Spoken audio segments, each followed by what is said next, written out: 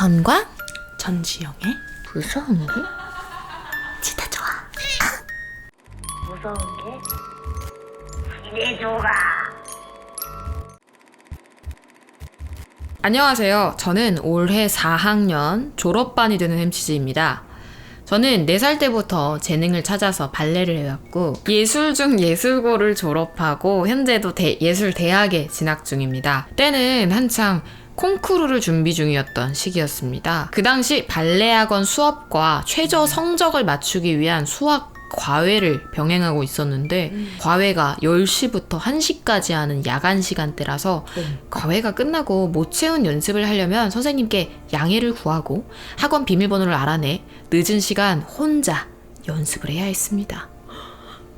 그날도 새벽 1시 아무도 없는 발레학원에 등원해서 연습을 하고 있었습니다. 빡센 스케줄로 인해 지쳐 있던 저는 빨리 끝내고 가야겠다는 일념에 사로잡혀서 도착하자마자 몸을 풀고 바로 연습을 시작했습니다. 그 시간대에는 저 혼자였기 때문에 연습에 심취하다 보니 작품에 몰입해서 최대한 콩쿨 무대와 비슷한 환경에서 연습하고 싶다는 생각이 들었습니다. 그래서 불을 끄고 거울 앞에 있는 작은 조명 2개만 켜고 다시 연습을 하기 시작했습니다. 집중이 잘 되어서 평소 완성도가 아쉬웠던 턴 동작을 반복하며 연습에 몰두하고 있었습니다. 그런데 갑자기 샤워실 쪽에서 누군가 쿵쿵 거리는 둔탁한 소리가 들렸습니다. 마치 누군가 제자리에서 뛰는 듯한 쿵쿵 소리. 그 소리는 한두 번이 아니라 여러 번 반복되었는데 늦은 밤 혼자 있었기에 정말 신경 쓰였습니다. 그래도 그 순간에는 무서움보다 피곤함이 앞서서 그냥 빨리 끝내야겠다는 집념에 사로잡혀 무시하면서 계속 연습을 이어갔습니다. 하지만 1, 2분쯤 지나자 그 소리가 점점 가까워지고 있다는 걸 느꼈습니다. 문득 시계를 보니 새벽 2시가 채 되지 않은 시간. 이 시간에 위층에서 공사를 할 리도 없고 다른 입시생이 남아있을 리도 없었습니다. 그 사실을 자각하자 갑자기 온몸에 소름이 돋아 하던 동작을 멈추고 주변을 둘러봤지만 연습실엔 분명히 저 혼자뿐이었습니다. 저는 피곤해서 헛것을 본 거라며 스스로를 타이르며 다시 음악을 틀기 위해 스피커 쪽으로 향했습니다. 그때 연습실 구석에서 희미한 인형 같은 것이 보였습니다. 처음엔 단순한 착시라고 생각했지만 뭔가 이상했습니다. 다시 확인해보니 그 인형은 멀리 뛰기를 하듯 쿵쿵 소리를 내며 저를 향해 조금씩 다가오고 있었습니다. 귀신인가? 사람인가? 아니 환각인가? 내가 인지부조화를 일으키며 극심한 공포심에 사로잡힌 저는 재빠르게 잔머리를 굴려 귀신은 자신을 보지 못하는 사람에게 해를 끼치지 못한다는 예전에 주워들었던 말이 떠오르고 다가오는 인형을 애써 무시하며 덜덜 떨면서도 마치 그것이 보이지 않고 들리지 않는다는 듯 연습을 계속했습니다. 그래도 무서웠기에 사방을 모두 볼 수 있는 제자리에서 도는 턴 동작을 반복하며 거울 속으로 연습실 전체를 슬쩍 보았습니다. 거울 속에는 그 형체가 보이지 않았지만 그 인형은 분명히 점점 저에게 다가오고 있었습니다. 다시 한 바퀴를 턴하자 그 인형이 바로 눈앞에 있었습니다. 굉장히 소름 끼쳐요. 그런 행동은 상가해주세요. 미안해요. 멀리 있던 형체가 순식간에 거리를 좁힌 것이었습니다. 너무 공포스러웠지만 피할 수도 도망칠 수도 없었습니다. 저는 애써 못 본 척 하려 했지만 갑자기 쿵쿵 거리던 소리가 멈추고 그 큰 연습실에 정막만이 감돌았습니다. 이상함을 느끼고 실눈으로 뜨고 있던 눈을 떠보니 그 존재는 제 바로 앞까지 다가와서 쿵쿵쿵 거리며 뛰다가 멈추고 서 있었습니다. 빤히 나를 바라보면서 가까이서 보니 그것은 한쪽 다리가 없었습니다. 온몸이 희미한 안개처럼 퍼져 있지만 없어진 다리의 자리는 더욱 검게 패여 있었습니다.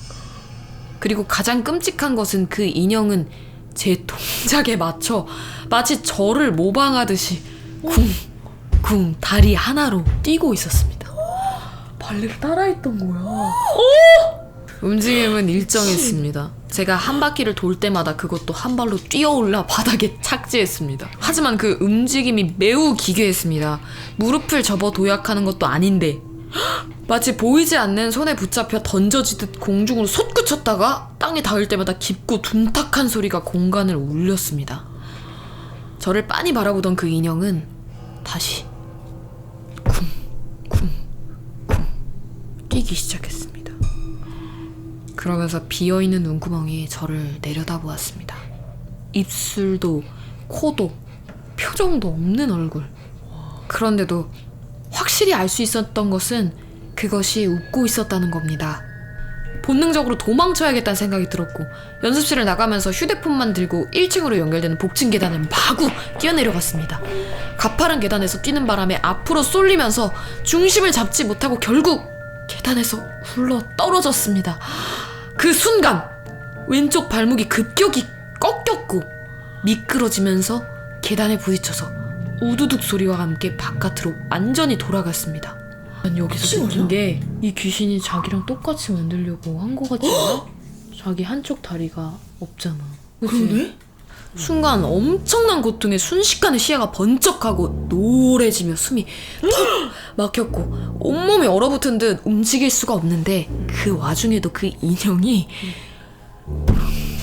와 계속? 어머 미친 거 아니야? 공포와 고통에 의식이 아득해지고 차라리 기절해버리고 싶다는 생각이 머릿속을 스쳐 지나갔지만 여기서 기절하면 저 인형이 제게 뭔 짓을 할지 모른다는 공포감이 들었습니다.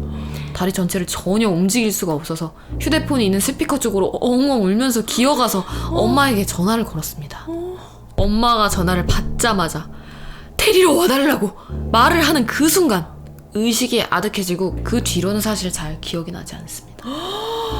아마 엄마가 부른 구급차를 타고 응급실로 이송된 듯합니다. 병원 검사 결과 발목이 돌아가면서 종아리 뼈가 심하게 나선 골절됐고 인대도 파열됐다라는 판정을 받았습니다.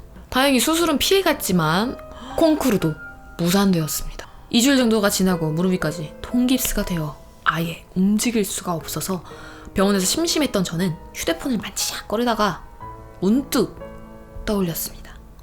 제 휴대폰에는 통화 자동 녹음 기능이 있다는 사실을요. 너무 와 녹음 그것도 넣어주셨네. 야 이거 녹음 있어. 저는 엄마에게 다쳤다고 전화를 걸었었습니다. 엄마랑 같이 이걸 들었는데 이 소리도 녹음이 됐대. 미친 거 아니야? 심지어 녹음 속에서 자기 사연자분의 말과 그게 끝났는데도 그 뒤로도 끊임없이, 왜냐면 기절했다 그랬잖아, 전화 건 채로. 근데 계속 안 끊기고 계속 그게 통화가 걸려 있으니까. 엄마는 그저 너가 움직여서 바닥에서 나는 소리였겠지 라고 말을 하지만 그날 저는 발목이 골절돼서 쓰러져서 움직일 수가 없었고 제가 의식을 잃었던 시점 뒤에도 그 소리는 계속 들려오고 있었습니다. 왜 발레 연습실에서 다리가 한쪽 없는 인형이 마치 제 동작을 모방하듯 뛰고 있었던 걸까요? 하필 그 인형에게 왼쪽 다리가 없었고 그날 제 왼쪽 다리가 골절된 것도 과연 우연에 불과할까요? 근데 여기서 반전은 중요한 일을 앞두고 귀신을 보면 잘 된다는 이야기가 있잖아요. 저한테는 사실 사망 선고에 가까운 그죠. 그런 부상이었는데 그죠. 회복 후에 터닝 포인트를 맞이해서 골절 전에 계속 실패했던 동생이 한 번에 성공하고 수능에서 찍은 4문제를 모두 맞추어서 그 다음 해에 대학 입시 대박이 났대요. 어머? 오! 근데 그래서 오 진짜? 너무 좋은 나머지 거의 뭐 친구들 사이에서 영이라고 애칭도 지어줬대요. 아 진짜?